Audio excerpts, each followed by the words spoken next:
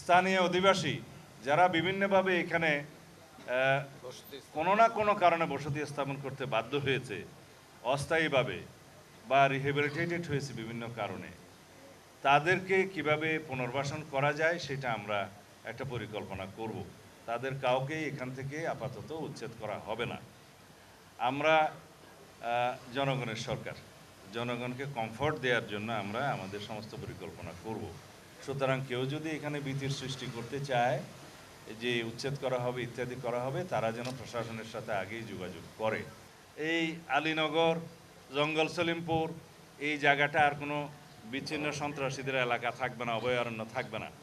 এর আশেপাশে দুইটা পাহাড় টিলা শ্রেণী আছে, একটা হচ্ছে বেতুয়া আর একটা চা বাগান। এই এরিয়াতেও সন্ত্রাসীদের আনাগোনা আছে বলে আমরা জানতে পেরেছি।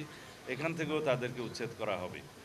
তবে সাঁড়াশি এবং যৌথ অভিযানের মাধ্যমে, পরিকল্পিত অভিযানের মাধ্যমে সারা দেশব্যাপী মাদক, সন্ত্রাস, জুয়া এবং চাঁদাবাজি এই চারটাকে আমরা অ্যাড্রেস করব অত্যন্ত গুরুত্ব সহকারে।